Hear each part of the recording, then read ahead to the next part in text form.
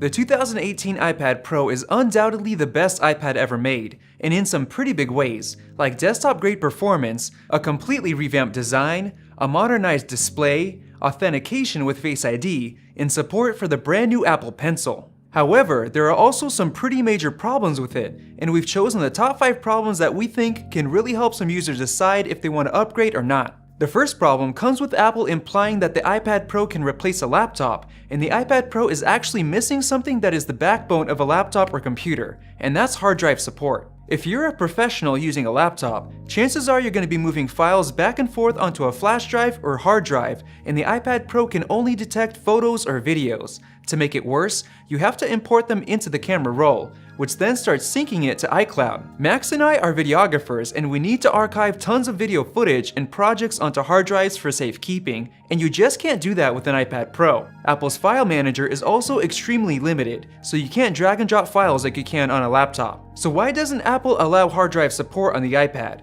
Well, if you think about it, who would upgrade the storage on their iPad Pro for up to $750 more if they can just get an external drive for much cheaper? On to the second problem, there's no mouse or cursor support. Apple showed off the iPad Pro connecting to an external display, just like a MacBook can, but MacBooks get clamshell mode, which basically allows you to put the MacBook aside and work with a mouse, keyboard, and a larger display. On the iPad Pro, there's no mouse support, so even though you can connect to an external display, you still have to hold the iPad in your hands and look down at it to control it. Apart from that, having a trackpad or mouse is what I believe makes a computer an actual computer. It's much quicker and easier to navigate and move files around. And there are so many things on a computer that are tough to accomplish with touch controls alone. For the third problem, the 2018 iPad Pro is the first iPad in years to ditch the headphone jack, and to be honest, I thought that Apple would keep it around for at least a couple more years. I personally have moved on to Apple's AirPods for my audio needs, which is one of my favorite Apple devices yet, but there are still a lot of professionals who rely on the headphone jack to do their work.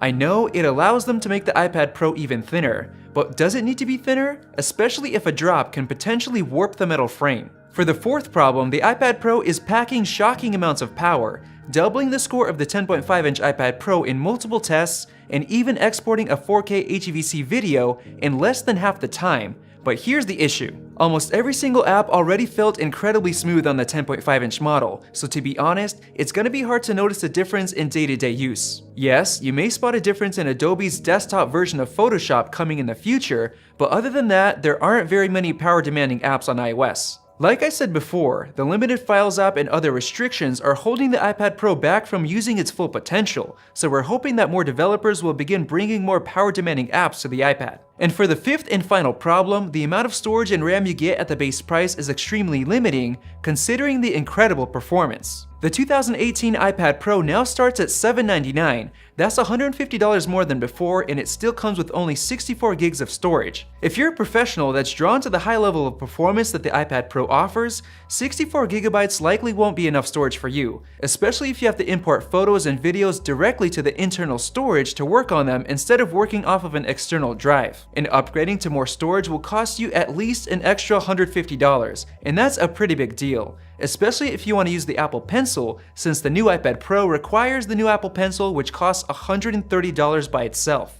Yes, you can get 6 gigabytes of RAM on the new iPad Pro, which is nice, but you're gonna have to upgrade to 1 terabyte of storage for an extra $750. Now don't get me wrong, the new iPad Pro is the best iPad and tablet ever, and I honestly think that it revolutionizes the iPad, so much so that if you're planning on upgrading to a new iPad Pro within the next couple of years, I recommend just upgrading right now instead of waiting for next year. I'm simply pointing out some of these problems so you don't get blindsided by them when you do decide to purchase this new iPad Pro.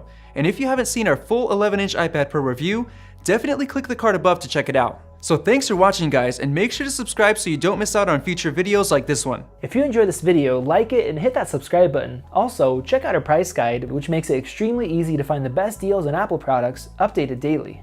Be sure to follow us on social media, and we'll see you in the next video.